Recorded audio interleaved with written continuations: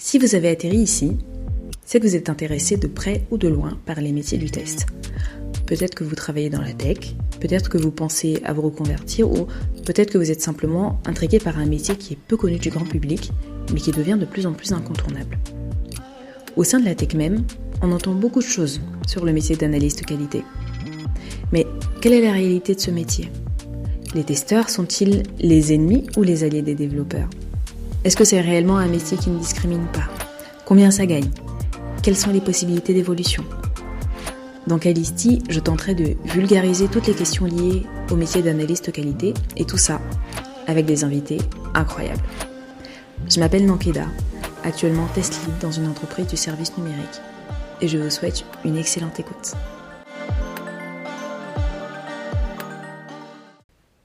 Le sujet de cet épisode s'adresse à toute personne ayant été en contact dans sa vie professionnelle avec une société de conseil, tout secteur confondu. Conseil en stratégie, conseil en management, en informatique, en innovation, etc., etc. Si vous suivez ce podcast depuis un moment, vous savez qu'on est là pour réfléchir, déconstruire, se poser des questions et améliorer la vision des métiers du test dans l'imaginaire collectif. Mais ça ne veut pas dire qu'on ne pointe pas du doigt les problèmes existants. Le sujet d'aujourd'hui est plutôt général, donc si vous connaissez quelqu'un qui travaille dans le conseil, ça pourrait l'intéresser.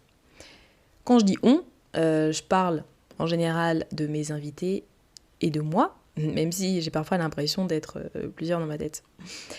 Alors, le titre de l'épisode est un peu clickbait, j'avoue. Mais c'est un sujet dont je voulais parler parce que c'est un problème qui est réel. Déjà, être consultant, ça peut prêter à controverse. Il y a ceux qui le perçoivent comme un symbole de réussite, surtout si vous travaillez dans un des Big Four, KPMG, EY, Ernst & Young, Deloitte et PwC qui est PricewaterhouseCoopers. Donc à juste titre, parce que les entreprises de conseil en général rayonnent. Ce sont des grands noms et c'est bien vu par le monde professionnel, mais pas que, de travailler dans ces entreprises. D'un autre côté, on accuse les consultants de faire ce qu'on appelle des bullshit jobs, des métiers vides de sens dont on pourrait très bien se passer et qui ont été amenés plus ou moins par le progrès technologique. Cette expression, je suis sûre que vous la connaissez, elle a été inventée par David Graeber qui a sorti un livre en 2018 qui s'appelle Bullshit Jobs et qui a fait un carton, tellement que son expression est passée dans le langage courant. On va faire un focus sur l'informatique et donc les entreprises du service numérique, autrement appelées SS2I. Un consultant en informatique, peu importe sa spécialisation, n'est pas embauché directement par une entreprise cliente, mais par cette fameuse ESN qui servira d'intermédiaire entre lui et l'entreprise cliente finale dans laquelle il va travailler. Les ESN sont beaucoup critiqués sur tout un tas de sujets, donc je vous invite à faire des recherches si vous voulez connaître lesquels, mais il n'empêche qu'aujourd'hui, le marché est construit comme ça. Il y a quelque chose qui revient souvent quand j'entends parler des ESN, et j'en ai d'ailleurs parlé avec quelques-uns de mes invités et avec des collègues, c'est le turnover et la rétention des consultants. Je pense que je vous apprends rien. Ces entreprises passent leur temps à se piquer des consultants en fait les unes aux autres, principalement parce qu'il y a une demande de personnes qui est beaucoup plus élevée que l'offre. Du coup, elles vont rivaliser davantage, proposer un salaire un petit peu plus élevé, dire que chez elles c'est différent, c'est mieux, c'est plus humain, etc. etc. Bon, en gros, ce que fait toute entreprise. C'est bien pour le consultant, parce qu'il a le choix. Mais honnêtement, est-ce que ça règle réellement ce problème de turnover ? Pour vous donner un ordre d'idée pour ceux qui ne seraient pas familiers du secteur, on a grosso modo un pourcentage de turnover qui se situe entre 20 et 30%. Ça dépend des études qui sont faites, ça dépend des résultats des différentes études. Maintenant, vu de l'intérieur, je me demande combien d'entreprises font vraiment l'effort de demander à leurs consultants les raisons réelles de leur départ. Pas ce qu'ils disent quand ils posent leur démission, mais les raisons réelles. Sachant que c'est un gros sujet, j'imagine qu'il y a des gens très intelligents dont c'est le métier de répondre à ces questions et en soi ça n'a vraiment rien de nouveau. Je m'attaque peut-être même certainement à un sujet qui me dépasse, mais je me pose quand même la question. Ou peut-être que les réponses sont déjà là, mais le secteur ne fait rien pour les prendre en compte.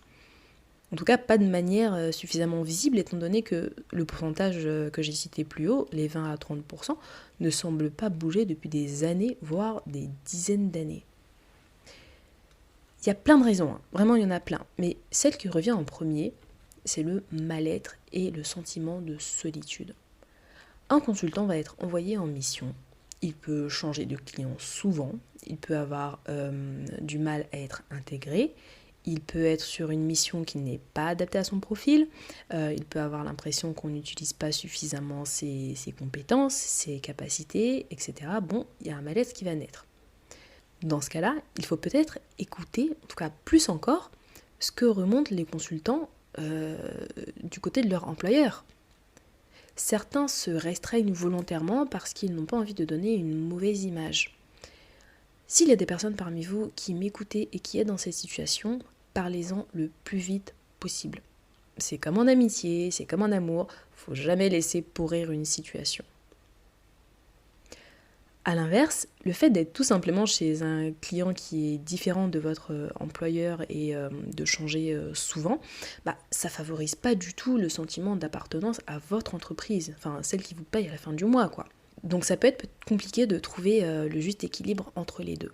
Mais ça, c'est de la responsabilité des ESN. C'est leur boulot de trouver une solution à ça. L'exact opposé de tout ce que je viens de dire, c'est justement de ne pas avoir de mission. C'est encore pire d'être dans l'attente, ce qu'on appelle l'intercontrat. Il y a une espèce d'incertitude qui peut aussi créer du mal-être et de la perte de motivation chez un consultant. D'ailleurs, c'est précisément sur ce point qu'on peut se demander si être un consultant, ce n'est pas faire de l'intérim de luxe. Parce qu'en fait, on est dans l'attente d'avoir quelque chose avec la sécurité du CDI derrière. Donc, si une personne n'a pas de travail, elle va aller en chercher. Et quoi qu'on en dise, le travail, en fait, c'est la santé, surtout mentale. Donc, elle va aller en chercher. Ce que je peux dire pour clôturer cet épisode, c'est de commencer par balayer devant sa porte. Si vous êtes consultant, le monde du consulting n'est pas parfait, mais c'est un monde que vous avez choisi. Chacun a ses raisons, bien sûr, mais vous l'avez choisi. Donc, prenez-en le meilleur. Comme disent les Américains, speak for yourself et contribuez à faire bouger les choses à votre niveau.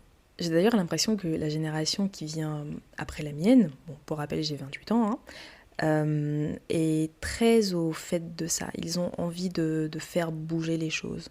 Bon, ça a ses avantages, ça a ses inconvénients, ils sont un peu extrêmes sur certains sujets, mais ils ont quand même ce truc de on veut faire bouger les choses pour faire en sorte que les gens se sentent mieux dans leur travail, dans le monde professionnel, et ils proposent à leur manière certaines solutions. Donc peut-être qu'on va les écouter un petit peu plus tard, mais pour le moment, voilà, c'est l'impression que j'ai. Dernier élément, si vous faites partie des personnes décisionnaires au sein d'une ESN, je ne peux que vous recommander d'écouter activement vos consultants pour pouvoir les fidéliser parce qu'ils se sentiront considérés. Si vous n'êtes pas d'accord avec ça ou si vous voulez approfondir la discussion parce que 10 minutes c'est quand même assez court, n'hésitez pas à me joindre sur LinkedIn, je serai ravie d'en parler avec vous. Si vous avez aimé ce que vous avez entendu, parlez-en autour de vous. C'est le bouche à oreille qui permet de faire connaître un podcast. C'est un métier qui mérite d'avoir plus de visibilité, selon moi, et vous pouvez m'aider justement à le faire connaître. N'oubliez pas de vous abonner au podcast et laissez-moi une petite note sur Apple Podcast, 5 sur 5 de préférence. Et puis, on se retrouve la semaine prochaine et d'ici là, portez-vous bien.